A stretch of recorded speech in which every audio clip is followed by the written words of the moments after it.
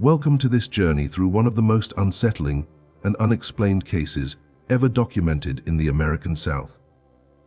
Before we begin, I invite you to leave in the comments where you're watching from and the exact time you're listening to this narration.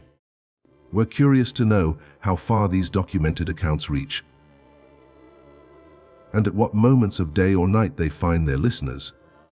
In the summer of 1844, something began in Vicksburg, Mississippi, that would challenge everything the wealthy landowners of the region believed about the world, about human nature, and about the boundaries between the natural and the supernatural.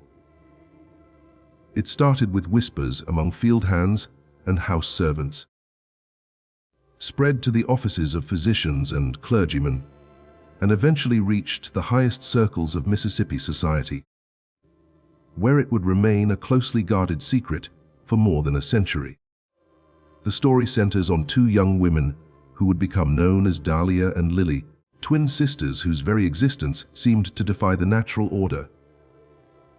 Born from the same womb, yet appearing as opposites, night and day made flesh.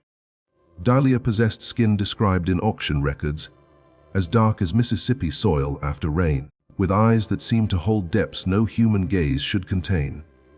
Lily, her twin, was afflicted, or perhaps blessed, with a condition the medical men of the era called leucism.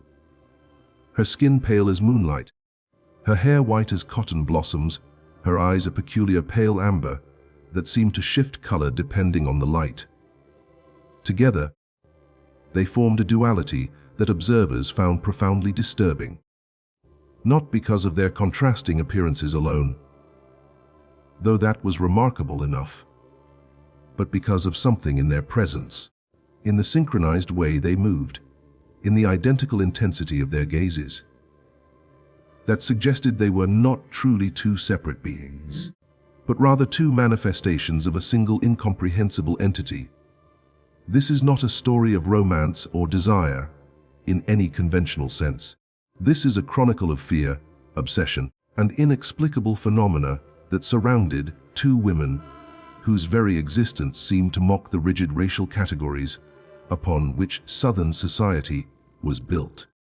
What you are about to hear has been pieced together from plantation records, medical journals, church documents, and personal diaries that remained hidden in private collections until recently. The first documented reference to the twins appears in the ledger of the Riverside Auction House in Natchez, Mississippi, dated June 14, 1844. The entry is unusual in several respects, unlike typical slave auction records, which provided detailed physical descriptions to establish value. This entry contains only a brief notation. Twin females approximately 20 years of age, one of pure complexion, one afflicted with white condition, origin unknown. Sold as single lot to intermediary for Belmont interests. Price withheld from public record. The selling price, when it was finally discovered in private Belmont family papers in 1967, was staggering, though 18,000s, at a time when a strong field hand might sell for $500, and even the most accomplished house servant rarely exceeded 3,000. What made these particular women worth such an extraordinary sum? Reverend Samuel Hutchins, a Methodist minister who happened to be in Natchez that June day, recorded his impressions in a journal that would not be made public until his great-granddaughter donated it to the Mississippi Historical Society in 1952. He wrote, "I have witnessed many unfortunate souls sold into bondage, a practice I find increasingly difficult to reconcile with Christian teaching. But today, I saw something that troubled me in an entirely different manner. The twin women on the block stood side by side holding hands, creating a visual contrast so stark it seemed almost supernatural. One dark as night, one pale as death itself. Yet their faces were identical in every feature. They did not weep or plead as so many do. They simply stood with a composure that seemed almost otherworldly and observed the crowd with eyes that appeared to see far more than they should. What disturbed me most was that they moved in perfect synchronization, as though connected by invisible threads. When one breathed, the other breathed. When one turned her head, the other mirrored the movement exactly. The Belmont family was among the most powerful in Mississippi. They controlled 3 massive plantations, totaling more than 15,000 acres, held significant political influence in both state and national Democratic Party circles, and maintained business connections throughout the South and into New York banking houses. Whatever motivated them to pay such an unprecedented sum for the twins, it was not a casual whim. Unlike every other enslaved person purchased by the Belmont interests that year, Dahlia and Lily were not sent to work in the cotton fields or even the main household staff. Instead, according to architectural records and servant testimonies collected decades later, they were housed in a specially prepared section of the Belmont mansion itself. In what had previously been a storage wing on the 3rd floor, accessible only through a single locked corridor. This arrangement generated immediate speculation.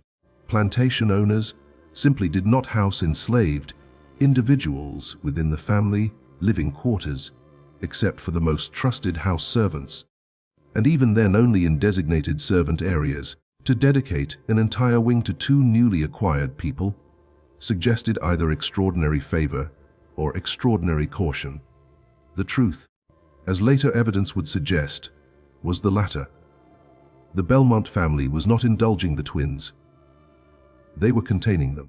The first indication that something was profoundly wrong came in August 1844, barely 2 months after the twins' arrival. Dr. William Ashford, the family physician who maintained detailed records of all medical matters concerning the Belmont household, was summoned to examine injuries both sisters had sustained.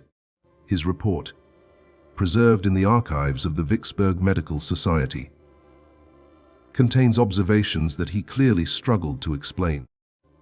I was called to attend to lacerations on the left forearms of both females known as Dahlia and Lily. The wounds appeared identical in location, depth, and length, which was peculiar given that they had supposedly been injured in separate incidents. More remarkable still, based on the initial report from Mrs. Belmont's housekeeper, the wounds were approximately 48 hours old. However, upon examination, I found the injuries had healed to a degree that would typically require at least 7 to 10 days. The scar tissue was mature, the inflammation entirely absent, and both subjects reported no pain or limited mobility. Dr. Ashford's report continued with increasingly disturbed observations. What troubles me most is not merely the accelerated healing, but the absolute symmetry between the 2 subjects.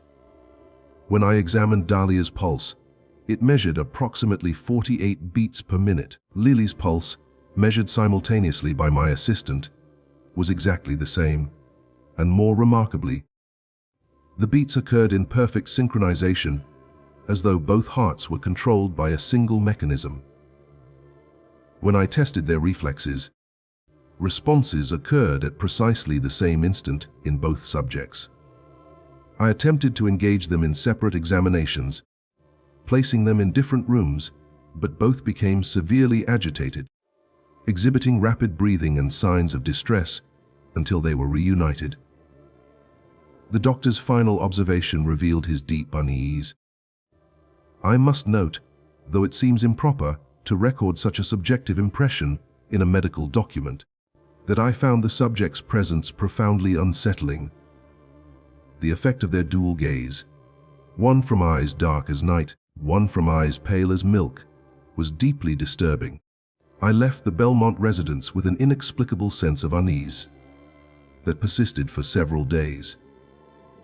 The enslaved community in Vicksburg developed its own understanding of the twins, passed through whispered conversations in quarters and during the brief periods of communal gathering permitted on Sundays. An elderly woman named Claudia, interviewed in 1932 when she was 97 years old, recalled her time as a house servant on a plantation neighboring the Belmont estate. She said, "We knew not to speak their names where white folks could hear, but among ourselves we called them the night and day flowers, because one bloomed in darkness and one in light, but they was the same flower split in two. The old women said they wasn't altogether of this world. Said something had touched their mama before they was born, something that marked them for a purpose we couldn't understand.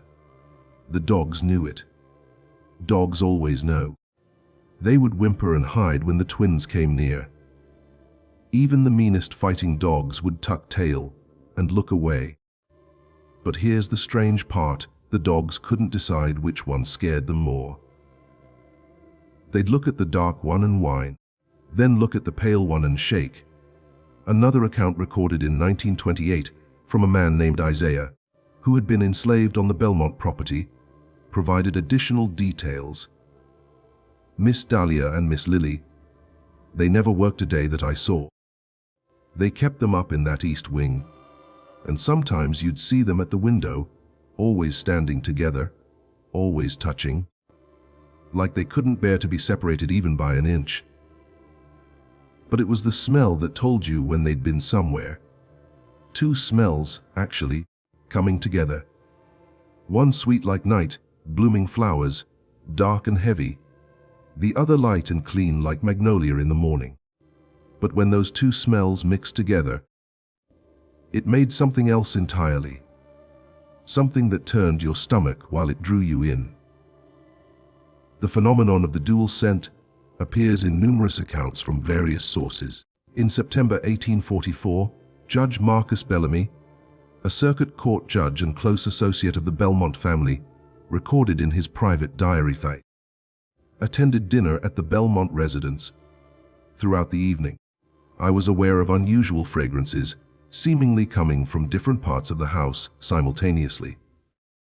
One was sweet and floral, dark and intoxicating, while the other was lighter, almost ethereal. As the night progressed, these scents seemed to merge and intensify. When I mentioned it to Charles Belmont, he became noticeably uncomfortable and changed the subject. By the autumn of 1844, the situation at the Belmont mansion had apparently become serious enough to warrant outside intervention. This is when the family made the fateful decision to involve the church, specifically requesting the assessment of Reverend Thaddeus Price, a Baptist minister known for his stern moral views and his reputation for spiritual discernment. Reverend Price's encounter with the twins is documented in fragments of his own diary that survived despite his later attempts to destroy his papers. The entry is dated November 3, 1844. "I was summoned to the Belmont estate to provide spiritual counsel regarding a matter they described as delicate. Upon arrival, I was taken to the third-floor east wing to a suite of rooms, where I was introduced to the twin women, known as Dahlia and Lily. They sat together on a settee holding hands, their fingers intertwined in a manner that seemed almost ritualistic. The contrast between them was stark. One possessed of the darkest complexion I have ever observed, rich and seemingly luminous. The other so pale she appeared almost translucent, like a ghost or spirit made flesh. Yet their faces were identical in every feature, mirror images that somehow emphasized rather than diminished their opposition." The diary continues, "What disturbed me most was the sensation I experienced when both turned their gazes upon me simultaneously. One pair of eyes dark and fathomless, one pair pale and penetrating, but both looking at me with the exact same expression, the exact same intensity. I had the most peculiar sensation, as though their dual gaze was reaching into my mind from two directions at once, extracting memories that I had long buried. I thought of my brother dead these 20 years, and of the circumstances of his passing. I thought of words I had spoken in anger to my wife, words I had never confessed to anyone. All of this rushed through my consciousness in the space of seconds, and I had the terrible suspicion that they were aware of every thought, that together they were reading my soul like a book open before them. The entry grows more disturbed. I attempted to engage them in conversation about spiritual matters. When Dahlia finally spoke, her words were not those of an ignorant or uneducated person. She said, in a voice that seemed to resonate with deep tones, "Reverend, you speak of sin and salvation." Then Lily continued, her voice higher and clearer, but perfectly synchronized with her sister's rhythms. "But what if there are souls that exist outside that framework?" Then together, in perfect unison, they said, "What if there are people who were never meant to be saved or damned, who simply are?" The effect of their combined voices, speaking as one, was profoundly unsettling. What happened next is described in a subsequent entry dated November 5, 1844, written in noticeably shaken handwriting. "I preached this Sunday on the theme of resisting temptation, as I have done countless times before. But when I reached the pulpit and looked out at the congregation, I found I could not continue with my prepared sermon. Instead, I heard myself saying words I had not planned. I said, 'Do not fight against the temptation, for it is already among us, walking in two forms, speaking with two mouths, seeing with four eyes.' The congregation sat in stunned silence. I cannot explain what came over me. I felt as though I was standing outside my own body, watching myself speak words that were not mine." Reverend Price resigned from his pulpit in December 1844, citing health concerns. He never ministered again. His wife, in a letter to her sister, wrote, "Thaddeus is not the man he was. Something happened during his visit to that cursed house. He wakes at night in terror, and sometimes I hear him weeping and speaking of mirrors and shadows and twins who are really one. He says we are not safe, that there are things walking in the world that should not be. I fear greatly for his sanity." The impact of the twins' presence was not limited to those who met them directly. Throughout the winter of 1844 and spring of 1845, a series of inexplicable events plagued the families and businesses associated with the Belmont interests. Charles Belmont's business partner, Richard Thornton, died suddenly of an apparent stroke at age 42. His widow mentioned in her private correspondence that in the weeks before his death, Richard had become obsessed with the mirror problem at the Belmonts and had begun covering all the mirrors in their home. The overseer at one of the Belmont plantations, Thomas McKinley, began exhibiting increasingly erratic behavior in March 1845, according to testimony from other plantation employees. McKinley claimed he could hear two voices, speaking in harmony at night, singing words in a language he did not recognize. He told his wife that he had seen the twins standing at the edge of the cotton fields at dusk, though the Belmont family insisted they never left their third-floor rooms. On May 3, 1845, Thomas McKinley was found dead in his quarters from what was ruled a heart attack. His final journal entry contained only a single sentence written and rewritten dozens of times. "They are not two. They are not two. They are not two." A most disturbing was the case of James Belmont, Charles's younger brother, who managed the family's cotton gin operations. In April 1845, James became convinced that the twins were somehow responsible for a series of mechanical failures. He told his wife that he had seen them standing in the doorway of the facility one evening, and as he watched, they had stepped toward each other, and their silhouettes had overlapped, creating a shadow that was neither wholly dark nor wholly light. 2 weeks later, James Belmont was discovered in his office with his service pistol beside him, dead from a self-inflicted gunshot wound. He left no formal note, but on his desk was found a piece of paper with a crude drawing showing two female figures, one shaded dark, one left white, with an equal sign followed by a single figure that was half dark and half light. Below the drawing were the words, "God help us when they remember they are one." It was after James's death that the Belmont family made the decision to invite scientific examination of the twins.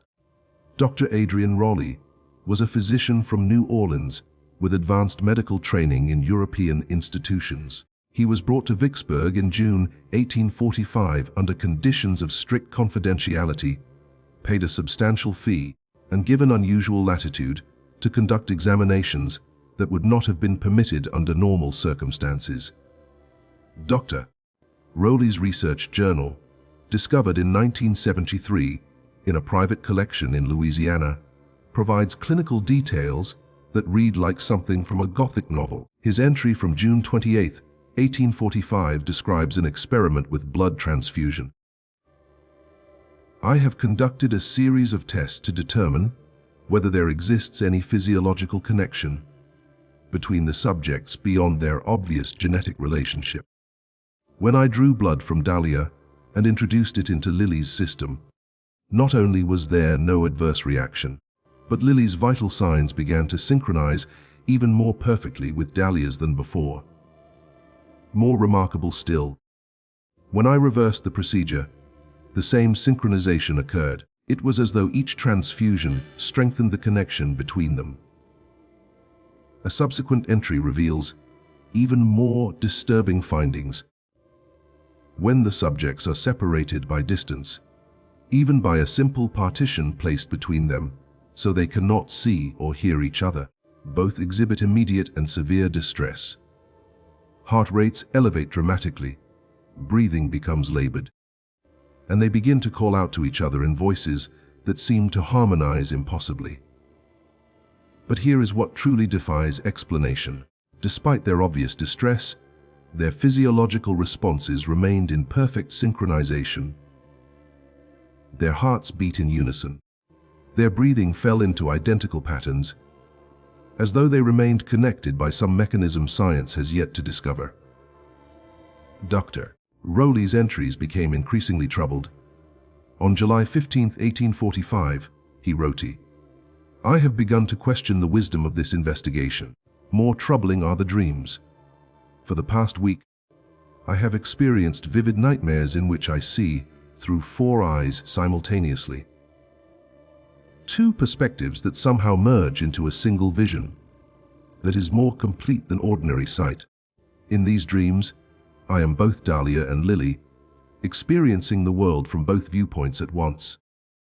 And I understand with terrible clarity that they are not truly separate individuals, but rather 2 halves of a single consciousness that has been split between 2 bodies."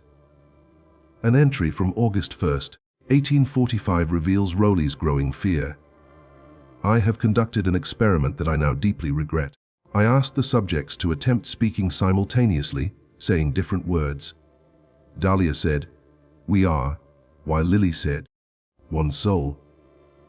But their words overlapped in such a way that the sounds merged, and what I heard was a third phrase that neither had spoken individually. Something that sounded like, 'We are one soul divided.' When I insisted they had said different things simultaneously, they smiled and Dahlia said, 'Perhaps you heard the truth that lies between our words.' Lily completed the thought. 'Perhaps you heard what we actually are rather than what we appear to be.' The final entries in Raleigh's journal reveal a man on the edge of psychological collapse. On August 18, 1845, he wrote, "This morning, while conducting routine examinations, I positioned myself so that Dahlia was to my left and Lily to my right, and for a brief moment, I could see both simultaneously in my peripheral vision. In that moment, I perceived an overlay, a visual phenomenon, where the 2 figures seemed to occupy the same space, one dark and one light, creating a composite image that was neither one nor the other, but something in between. When I shifted my gaze to look directly, the effect vanished. But I cannot shake the conviction that what I glimpsed in that peripheral moment was the truth." His final entry. dated August 20th, 1845, contains a desperate warning. "I am leaving Vicksburg immediately and will not return." The subjects are not what the Belmonts believe them to be.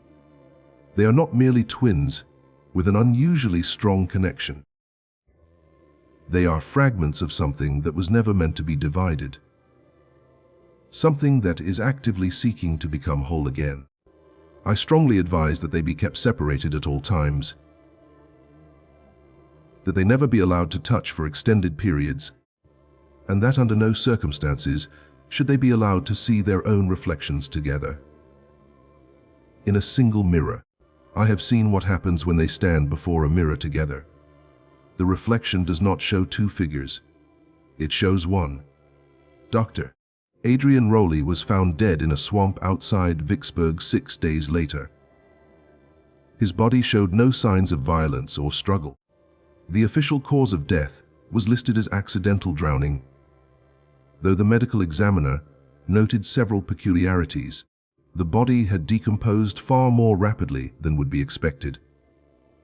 More bizarrely, the examiner noted that Rowley's tongue had been removed. Most disturbing was a detail mentioned only in the examiner's private notes. Rowley's eyes had changed color. One had become very dark, almost black, while the other had become pale, almost colorless. After Dr. Rowley's death, the Belmont family's approach to the twins changed dramatically. New rules were implemented with strict enforcement. The twins were no longer allowed to hold hands or touch each other for more than brief moments. Their rooms were separated with a locked door between them. All mirrors were removed from their quarters. Most significantly, they were never allowed to be in direct sunlight together at the same time. A letter from Margaret Belmont to her sister written in September 1845 provides some insight. "We have been advised that the subjects must be kept as separate as possible without causing them actual harm. It seems their connection strengthens when they are in physical contact, and that sunlight somehow facilitates the strengthening." James understood this before his death, though it drove him to despair. He saw something that convinced him of the danger. "I think of them sometimes, those poor creatures split between two forms longing to become whole. Is it mercy to keep them separated, or is it cruelty?" Despite these precautions, incidents continued. Servants reported hearing singing at night, two voices in perfect harmony. Though the twins' rooms were on opposite ends of the wing, the mixed fragrance grew stronger, permeating the entire mansion. Guests began declining invitations, though the truth was that the house had acquired a disturbing reputation. In February 1846, a new phenomenon began. Several neighboring plantation owners reported seeing identical figures, one dark and one light, standing at the edges of their properties at twilight. The figures never moved, never spoke, simply stood watching. The disturbing aspect was that these sightings occurred simultaneously at different locations miles apart. At times when the Belmont household staff swore, both twins were secured in their rooms. A planter named Harrison Wade recorded in his diary, "I saw them again tonight, standing at the boundary of my northern field. I took my rifle and approached, but as I drew near, I realized I could see through them, as though they were projections or spirits. I called out and both turned to face me. Then they began to walk toward each other, and as they did, they became more solid. When they met and touched hands, there was a moment when I could not distinguish between them. Then they were gone, leaving only that strange mixed fragrance and a feeling of profound wrongness." The Belmont family, growing increasingly desperate, contacted Professor Elias Thornton from Yale College, who specialized in animal magnetism and mesmerism. He arrived in March 1846 and spent 2 weeks attempting to study the twins. His private journal tells a disturbing story. March 15, 1846. The subjects exhibit a connection that transcends any known biological or psychological mechanism. They complete each other's thoughts, mirror each other's movements, and display physiological responses that synchronize regardless of physical separation. More remarkably, they seem capable of projecting themselves beyond their physical bodies. I have verified with the household staff that both subjects were in their rooms at times when they were reportedly seen miles away. Professor Thornton's journal entry from March 22nd reveals his growing alarms. I have begun to dream their dreams, vivid visions of a time before their birth, of a single soul being torn in half, of darkness and light separating into distinct forms, of a terrible loneliness that can only be assuaged by reunification. The professor's final entry, dated March 24th, 1846, is chilling. Last night, I was awakened around 3:00 a.m. by the sensation of being watched. When I opened my eyes, I saw them both standing at the foot of my bed, though I knew this was impossible as their rooms were locked. They were holding hands, and where their hands joined, the boundary between them seemed to blur. They spoke in unison. "We are tired of being divided. We want to be whole again." Then they simply faded. I will recommend to the Belmonts that they release these women, for I do not believe any force on earth can keep them separated much longer. Professor Thornton's warning went unheeded. The Belmont family tightened their security measures instead. This proved to be a fatal miscalculation. On the night of April 30th, 1846, during a powerful thunderstorm, something occurred at the Belmont mansion that would never be fully explained. The following morning, the guards assigned to the East Wing were found unconscious. All three of them collapsed with identical expressions of terror frozen on their faces. When revived, none could remember what had happened, though one kept repeating, "They merged. They merged," over and over. The twins' room stood open, both doors unlocked from the inside. The rooms themselves were empty, but on the wall between them was a mark that no one could adequately explain. It appeared to be a scorch mark, but it was neither wholly dark nor wholly light, seeming to shift between the two depending on the angle from which it was viewed. Its shape suggested a human form, but one that contained two figures overlapping, merging into a single impossible shape. More disturbing still was what was found in each room. In Dahlia's darker quarters, everything had become slightly paler. In Lily's paler quarters, everything had darkened slightly. It was as though each twin had left behind some essence of herself, or perhaps had taken some essence of her other half in preparation for a merging that had finally occurred. The Belmont family immediately organized search parties, offering substantial rewards. But from that night forward, Dahlia and Lily were never seen together again in any verifiable way. What did continue were sightings, reports that would persist for decades.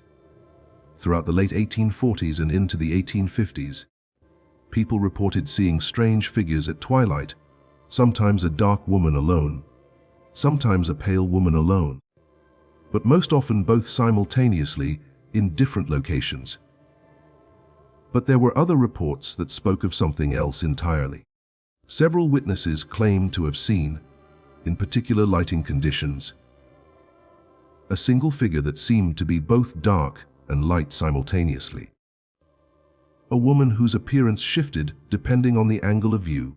An account from 1849, recorded by a traveler named Marcus Whitfield, described such an encounter. "I was riding along the Natchez Road at dusk when I saw a woman standing by the roadside. As I approached, I could not determine if she was of dark or pale complexion, for she seemed to be both.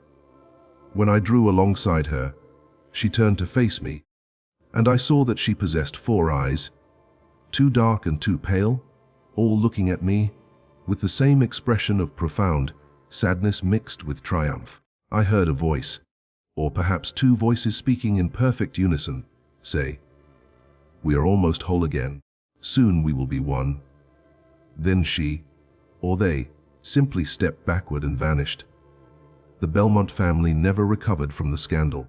Charles Belmont died in 1848 of what physicians termed a wasting disease, though those who attended him spoke of how he would call out in his delirium about the merging and two becoming one.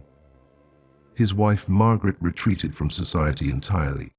The mansion stood empty for many years, as no one wished to purchase a property with such a disturbing history.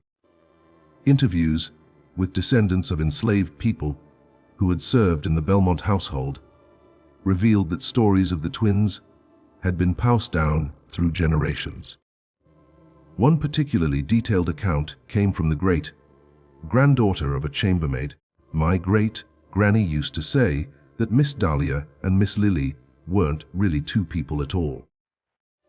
She said they were one soul that had been split when they were born, and that they spent every moment trying to get back together.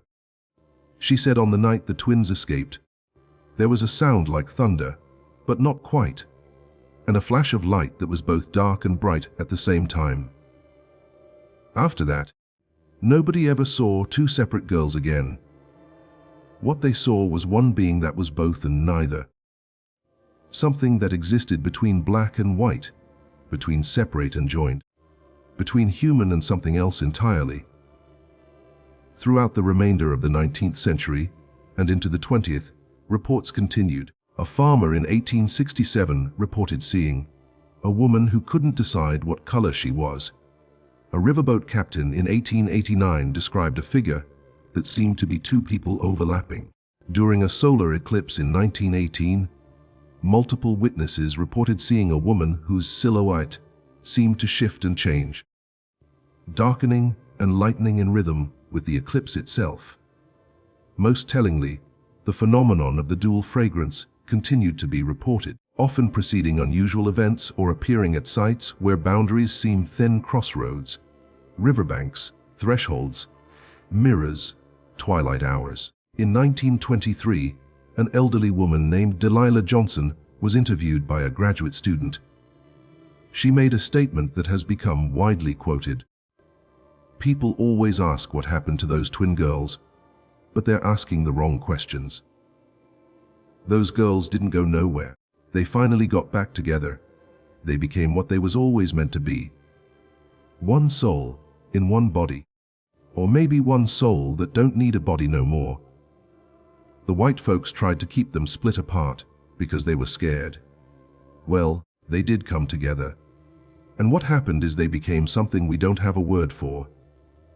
In 1962, when the former Belmont mansion was scheduled for demolition, workers discovered that the east wing had been sealed shut with brick and mortar.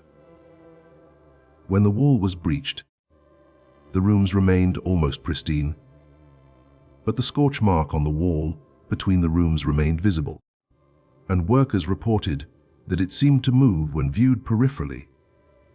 Most significantly, when the rooms were cleared, workers discovered something hidden beneath the floorboards, a small wooden box containing two objects. One was a lock of black hair tied with a white ribbon. The other was a lock of white hair tied with a black ribbon. The hair had been intertwined so completely that it was impossible to separate the strands. When the box was opened, the dual fragrance filled the air so strongly that several workers had to leave. The hair locks were donated to the Mississippi Historical Society. Attempts to analyze them using DNA technology yielded confusing results. The black hair and white hair showed genetic markers, suggesting they came from a single individual, as though one person had produced two distinct types of hair. Scientists have been unable to explain this finding. Today, the story of Dahlia and Lily exists in that uncertain space between history and legend. The few academic historians who have studied the case propose various theories: rare psychological conditions, exaggerated accounts, shared delusions. But these explanations fail to account for documented facts, multiple reliable witnesses, the physical evidence, The genetic anomaly and continuing reports of encounters. Dr. Maria Reyes, who wrote her dissertation on the case in 2003, stated in her conclusion, "After years of research, I have come to accept that some aspects of this case will never be adequately explained within our current frameworks of understanding. What occurred in Vicksburg between 1844 and 1846 involved phenomena that we do not yet have the language or concepts to fully comprehend. They began as two. They strove to become one. And if the continuing reports are to be believed, they succeeded in achieving a state that is neither two nor one, but something else entirely.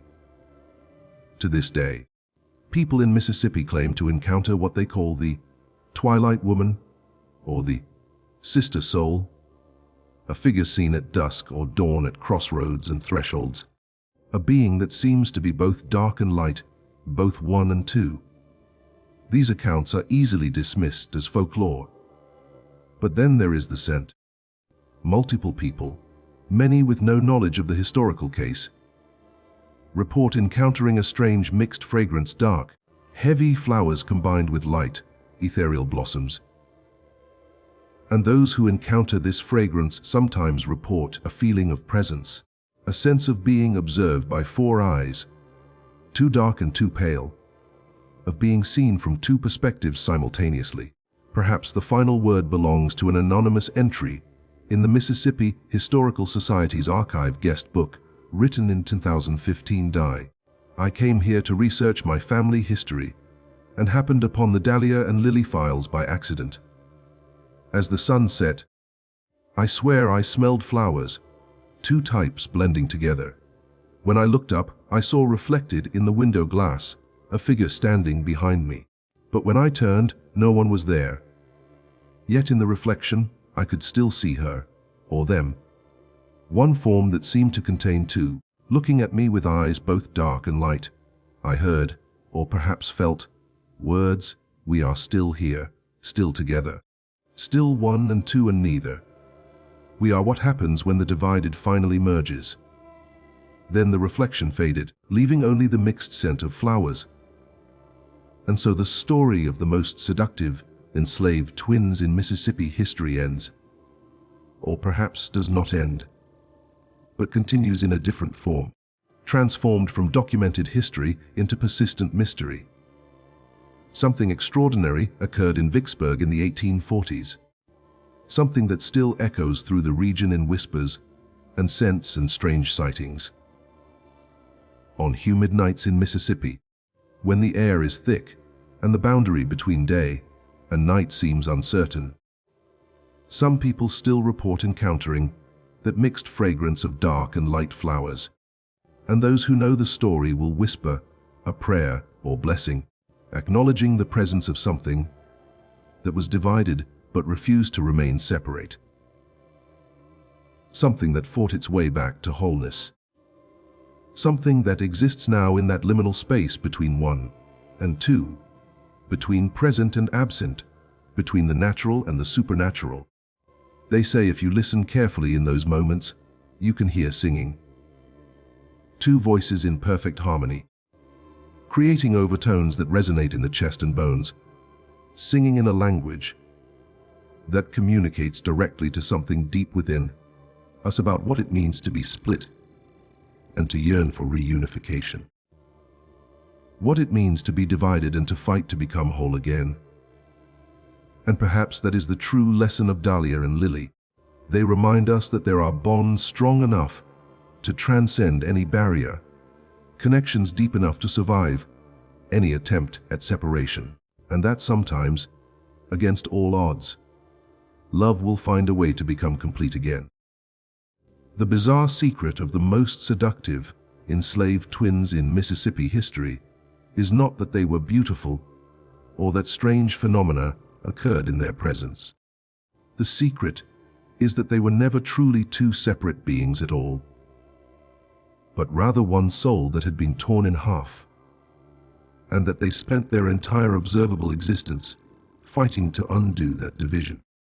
And if the legends are true, they succeeded. They are whole now, existing in that space between, visible only at certain times, when the light is neither full day nor full night, when the world itself seems balanced between different states of being.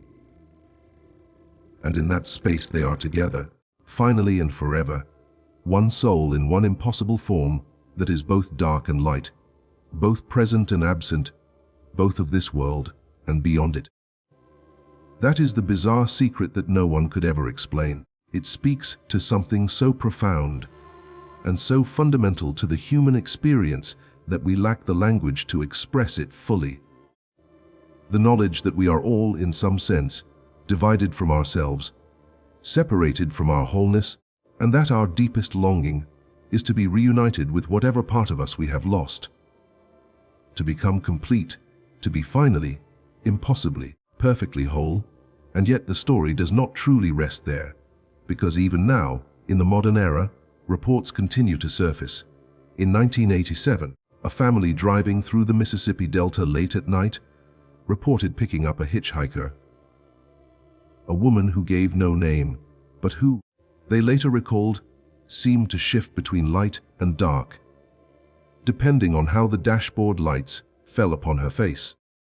She rode in silence for several miles, and then, just before disappearing from the back seat, she spoke in what the driver described as two voices at once, saying the same words but not quite the same pitch. She said, "Tell them we succeeded. Tell them we are no longer two." When the driver turned around, the back seat was empty. The only evidence that anyone had been there at all was a lingering fragrance, heavy and light at the same time, that faded only after had driven another 20 miles with all the windows down. In 2005, a paranormal investigation team gained access to the ruins of the Belmont Mansion's East Wing. Their equipment recorded something unusual too, distinct thermal signatures occupying the same space, one warm and one cool, overlapping so completely that the camera could not separate them. The audio recorder picked up what sounded like two voices whispering in unison, though no one was present. When the lead investigator played back the recording later, he heard the words, "We remember the division, but we also remember the healing." The team packed up early and never returned, though several members reported vivid dreams for weeks afterward. Dreams of being split in two, and then slowly, painfully, beautifully, recombined. What are we to make of such accounts? Skeptics will always find explanations coincidence, suggestion, the power of a compelling story to shape perception. But there remains that stubborn residue of evidence, the genetic anomaly of the hair samples, the synchronized medical readings recorded by Dr. Ashford, the identical wounds that healed in days rather than weeks, the mirror that showed one reflection instead of two, the changing colors of Rowley's eyes after his death. These are not the fabrications of folklore. These are documented anomalies preserved in archives and medical journals and private diaries, waiting for an explanation that has never fully arrived. Perhaps the most honest response is simply to acknowledge the mystery. Not every story resolves into comfortable understanding. Some stories are meant to remain open, like a door left slightly ajar, through which we occasionally glimpse something that should not be there, or someone. Dahlia and Lily, the night and day flowers, the sister soul, the twilight woman, they began as two, became one, and now exist in a state for which we have no name.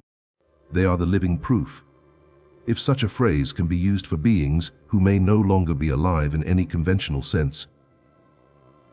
That separation is not always permanent, that division can be undone, that love or longing or sheer stubborn will can bridge any gap, even the gap between two bodies and one soul. So the next time you find yourself at a crossroads at dusk, or standing before a mirror in a dimly lit room, or walking through a place where the boundary between this world and something else seems thin, pause, breathe. Pay attention to the scents in the air, and if you smell dark, heavy blossoms mingled with light, ethereal flowers. Do not be surprised. Do not run. Stand still. You may feel four eyes upon you, too dark and too pale, watching not with malice, but with something closer to recognition. They have seen you. And in that moment, perhaps you have seen them too. And if you listen very carefully, just as the light is fading and the night has not yet fully claimed the sky, you might hear it, two voices, speaking as one, singing a wordless melody that seems to come from everywhere and nowhere at once. It is not a sad song, exactly, nor is it a happy one. It is the song of something that was broken and then mended, something that was divided and then reunited, something that refused to accept the separation imposed upon it and found a way. Impossible, inexplicable, undeniable, to become whole again. That is the legacy of Dahlia and Lily. That is the bizarre secret that Mississippi has kept for nearly 2 centuries. And now, like the scent of those impossible flowers, it drifts into your awareness, asking you to believe, or at least to wonder, that some bonds are stronger than flesh, stronger than time, stronger even than the boundary between one body and another. Some bonds, it seems, are eternal.